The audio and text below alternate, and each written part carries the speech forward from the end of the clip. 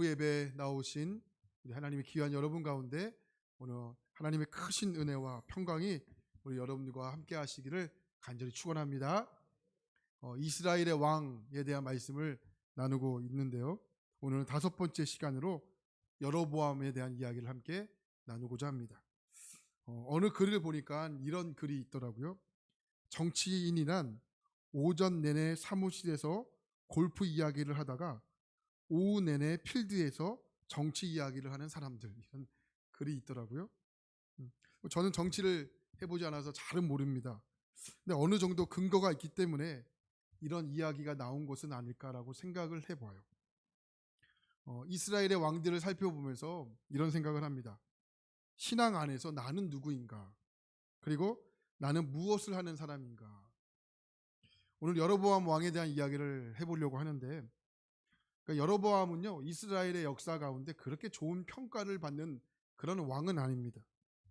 그러니까 여로보암 왕으로부터 시작한 우상 숭배의 씨앗이요, 그 후손들에게 끊임없이 이어지게 되면서 결국 하나님의 심판을 받게 됩니다. 여로보암 왕이 그렇게 좋지 못한 왕으로 평가받는 이유가 뭘까? 하나님께서 그에게 주신 기회를 잡지 못했기 때문에 그렇습니다. 말씀을 묵상하다가 한 인물이 떠올랐는데 빌라도라는 인물입니다. 여러분, 빌라도는요, 기독교 역사 가운데 2000년 동안 매주 한 주도 빠짐없이 그의 이름이 울려 퍼지게 됩니다. 어디서 불러지게 될까요? 사도신경이죠. 본디오 빌라도에게 고난을 받으사 십자가에 못 박혀 죽으시고. 왜 우리는 이렇게 빌라도를 이야기할까요? 과연 빌라도가 그런 삶이었기 때문일까? 예수님께서 빌라도 앞에 서서 재판을 받게 됩니다.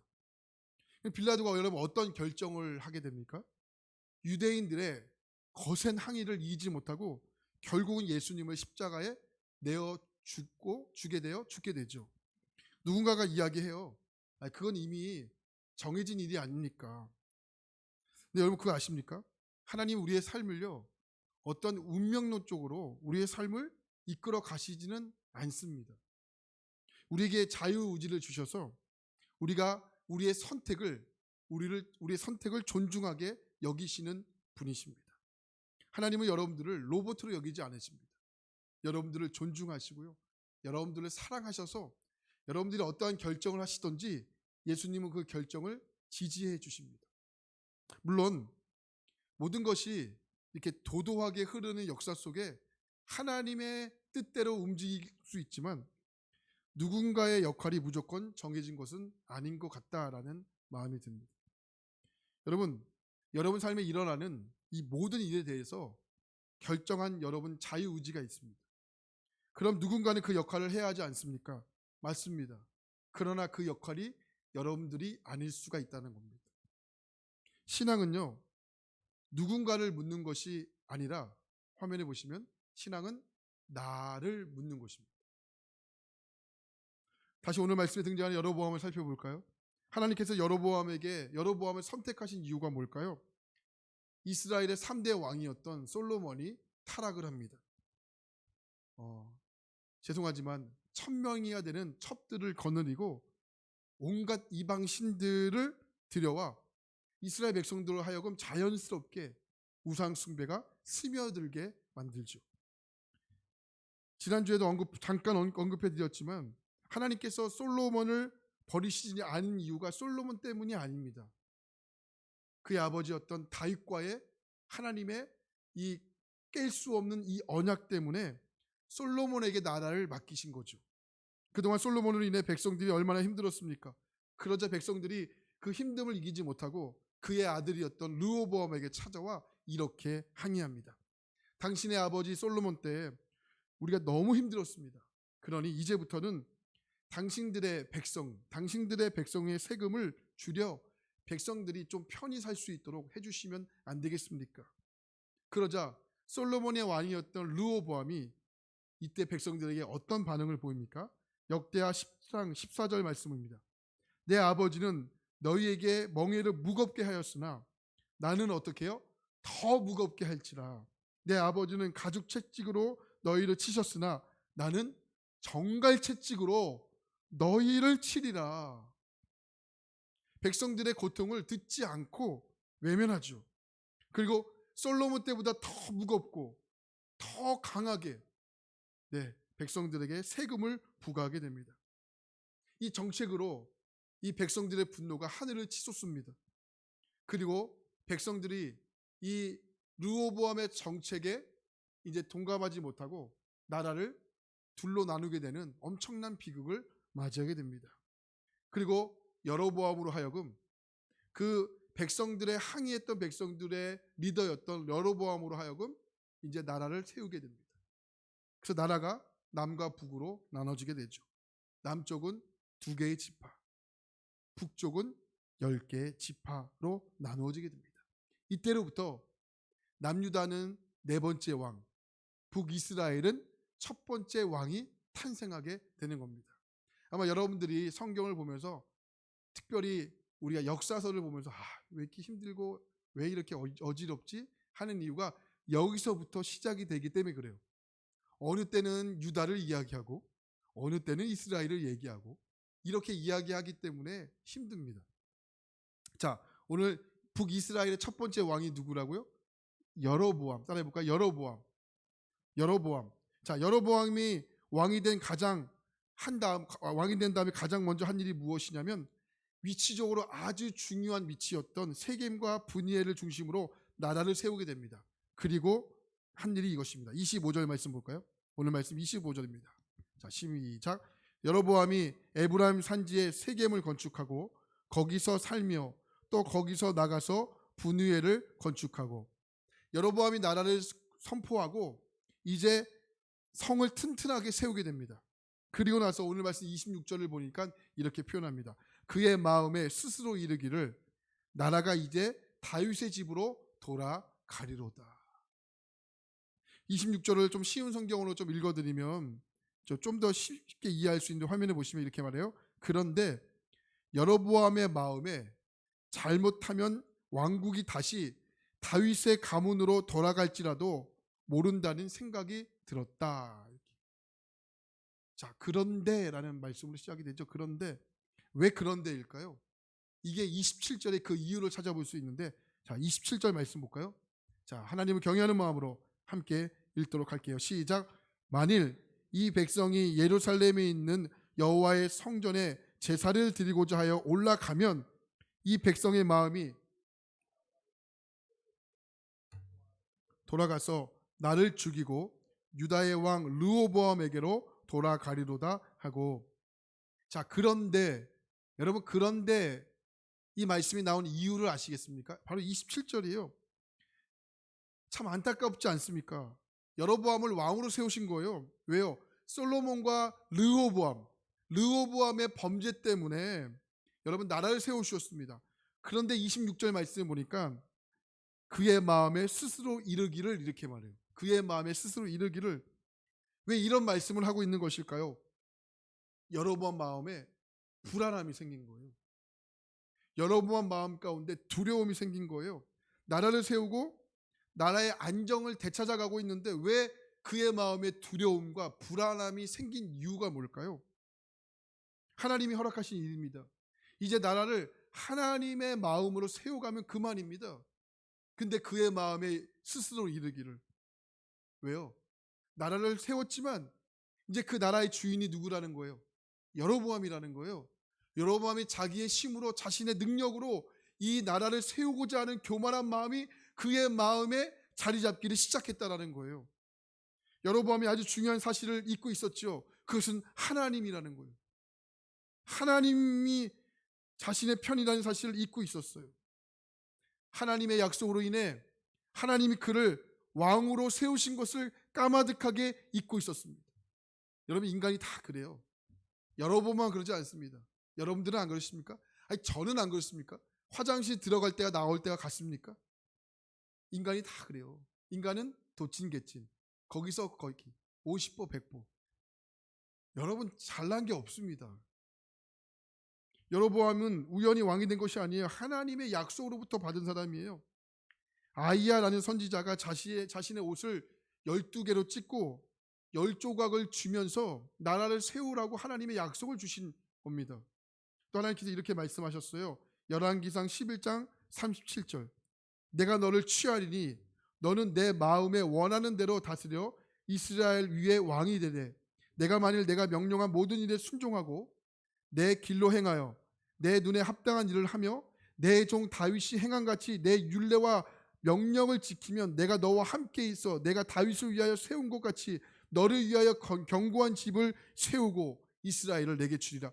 하나님이 여로보암에게 부탁하신 것이 많지 않아요. 27절, 37절 말씀 보니까 두 가지예요. 율례를 지키고 말씀을 지키라는 거예요. 율례를 지키고 말씀을 지키고 순종하라는 거예요. 하나님이 그에게 부탁한 것은 너무나도 단순합니다. 하지만 인간이 하나님의 율례와 말씀을 듣고 순종하는 것이 이렇게 어렵다는 거예요. 할렐루야. 얼마나 튼튼한 하나님의 약속입니까? 여로보암이 해야 할 일은 단순합니다. 하나님을 의지하고 하나님의 약속을 믿고 그 말씀에 순종하고 바짝 엎드려 겸손하게 하나님의 뜻을 구하면 되는 거죠. 그럼 하나님 책임져 주시지 않겠습니까?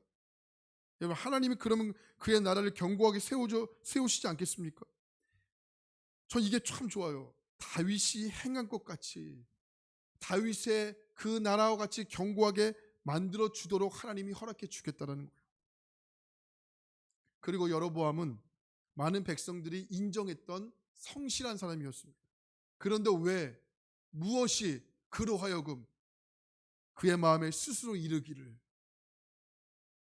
하나님의 말씀대로 한 것이 아니라 그의 마음으로 한 것입니까? 불안 때문에 그래요. 불안 때문에 그렇다. 성경에는 사사시대가 등장하는데 근데 사사시대를 한마디로 이렇게 정리할 수 있다는 거 아시지 않습니까? 21장 25절. 이스라엘의 왕이 없으므로 사람들이 각기 자기의 소견에 오른 대로 행하였더라. 자기의 소견에 옳은 대로 행하였더라. 이것이 무엇이에요? 그의 마음에 스스로 이르기를. 하나님 말씀이 아니라 내가 하고 싶은 대로 한 거예요. 내가 하고 싶은 대로 했던 여로보암의 죄가 성경에 잘 등장하는데 30절과 31절이에요. 자, 30절, 31절, 32절까지 한번 같이 볼까요? 자, 오늘 말씀 시작. 이 일이 죄가 되었으니 이는 백성들이 단까지 가서 그 하나에게 경배함이러라. 31절. 그가 또 산당들을 짓고 레위 자손 아닌 보통 백성으로 제사장을 삼고 32절 시작. 여덟째 달 곧 그 달 15째 날로 절기를 정하여 유다의 절기와 비슷하게 하고 제단에 올라가되 베델에서 그와 같이 행하여 그가 만든 송아지에게 제사를 드렸으며 그가 지은 산당의 제사장을 베델에서 세웠더라. 그 불안한 마음, 그 두려운 마음으로 그가 했던 첫 번째 일이 무엇입니까? 백성들로 하여금 베델과 단에 있는 금송아지 우상에 절을 하게 한 것입니다. 십계명에 분명히 말씀하셨어요. 뭐예요? 우상을 만들지 말라.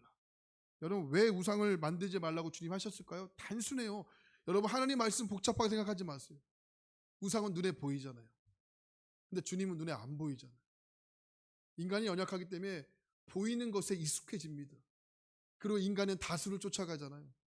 그 다수를 쫓아가기 때문에 정신 바짝 차리지 않으면 세상에 흐르는 도도함에 우리가 끌려가게 되어 있지, 그 도도함에 흘러가는 세상의 흐름에 저항하면서 빠져나오기가 여러분 보통 힘든 게 아니에요. 그래서 하나님이 우상을 만들지 말라고 한 거예요. 보이니까. 보십시오. 우상을 섬기는 사람은요, 나의 삶을 변화시키려고 하지 않고 나의 편의에 맞게 생활해요. 재미있는 이야기가 있어요. 이제는 10계명이 아니라 우리에게는 11계명, 12계명이 있대요. 11계명은 이거예요. 죄를 짓더라도 들키지 말라. 이게 11계명이고 12계명은 들키더라도 같은 교인들에게 들키지 말라. 이게 12계명이래요. 여러분, 웃기지만 슬프지 않으세요? 여러분, 슬프지 않으세요? 여로보암이 왜 단과 베델에 산당을 지었을까요? 산당이 무엇인지 아시죠? 뭐 지금은 많이 없지만 옛날 마을마다 뭐 성황당이 있고 또 이렇게 들어가는 입구마다 이렇게 큰 뭐라 그럴까요? 장승이 있을까요? 이렇게 세워져 있잖아요. 왜죠? 그 마을을 지키는 수호신이라고 믿었기 때문에 그렇잖아요. 그리고 독특하게 생긴 나무, 또 뭐 돌, 네, 이게 이제 수호신이 되잖아요. 근데 하나님 왜 금하셨어요? 하나님은 무소부재하세요. 하나님은 어디에 틀에 박혀 있는 분이 아니세요. 하나님은요, 어디서나 언제나 계시는 분이세요. 그러니까 하나님을 가두려고 하는 것이 우상숭배라고요. 여러분, 바로 하나님을 어디에 가두려고 하는 그 마음으로부터 우리의 우상이 출발하는 겁니다. 그의 마음에 스스로 이르기를. 불안한 마음으로 여로보암이 시작했던 첫 번째 불신앙이 바로 이것이었습니다. 그리고 두 번째 불신앙이 무엇이냐면 하나님을 섬기는 일을 비슷하게 전락시켰다는 거예요. 오늘 말씀 32절 말씀 볼까요?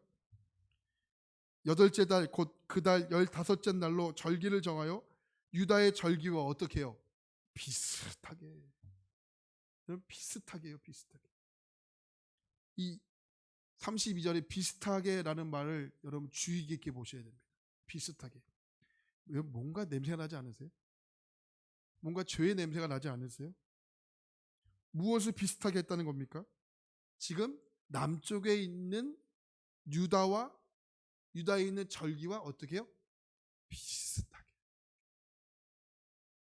그리고 마치 예루살렘 성전에 가서 하나님께서 약속하셨던 그 절기를 지키지 못하게 하고 비슷하게 만들어 불안한 마음으로 남쪽으로 내려가지 못하게 했다라는 거예요.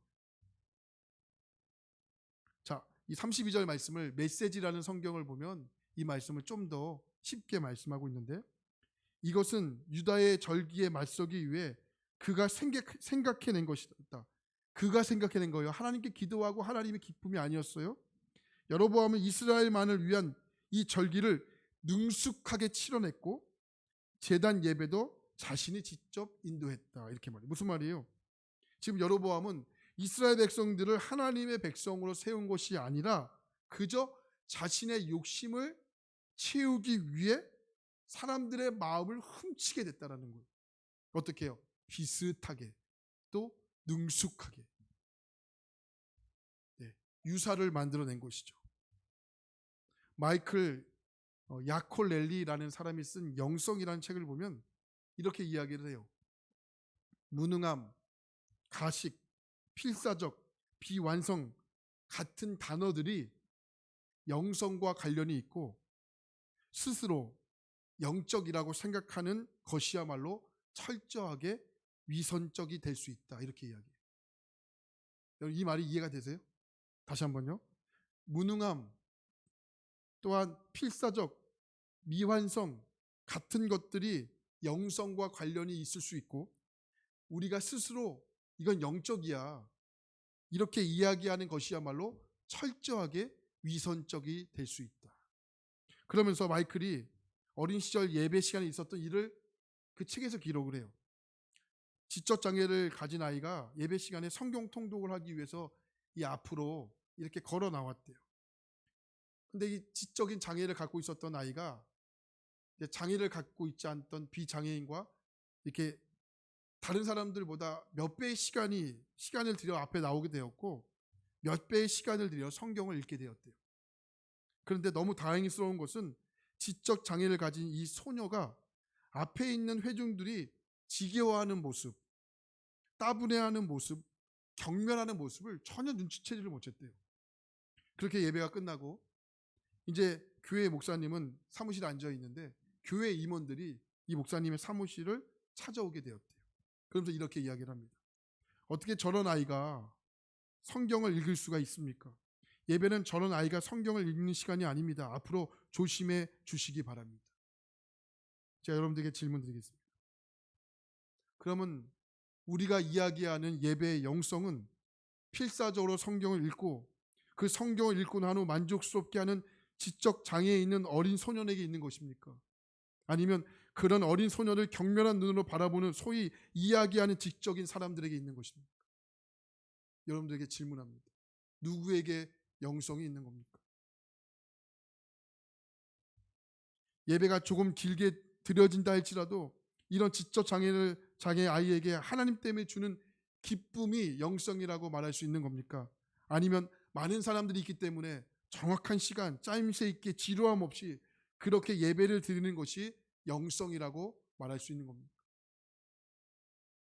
여러분들은 어떻게 생각합니까? 예배 시간에 이 장애를 가진 사람들이 함께 드려야 하는 이 예배에 영성이 있는 것은 아닐까요? 많은 사람들이 함께 정말 그 예배 가운데 기쁨과 은혜를 누렸을 때 그 예배가 비록 정해진 시간에 끝나지 못하다 할지라도 여러분 그 속에 영성은 있는 것은 아닐까요? 아이가 어리지만 울어도 아이를 데리고 와야만 예배할 수 있는 그 엄마의 간절함 속에 그 예배의 영성은 있는 것은 아닐까요? 휠체어를 타고 와서 누군가의 방해가 될지 모릅니다. 그러나 그 불편함에도 예배를 드리고자 힘써도록 하는 그분에게 하나님께서 기뻐하시는 영성이 있는 것은 아닐까요?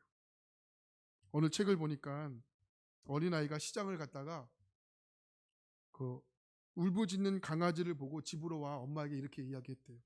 엄마 강아지 한 마리만 사주세요. 안 돼. 강아지 사주는 것은 좋은데 누가 돌볼 건데? 누가 키울 건데? 엄마 약속할게요. 제가 똥도 치우고 제가 이 강아지를 잘 돌볼게요. 엄마는 아이의 강한 굳은 약속을 받고 허락을 해줍니다. 그리고 강아지 그 가게에 가서 이제 갑니다. 강아지 우리 안에는 4마리의 강아지가 있었고 그 강아지를 유심히 살피는 아이는 그 중에 다리를 저는 강아지를 골랐습니다. 그리고 주인 아저씨에게 이렇게 말하죠. 아저씨, 저 강아지 잘 걷지 못하는데 놀지 못하는데 저 강아지 주세요.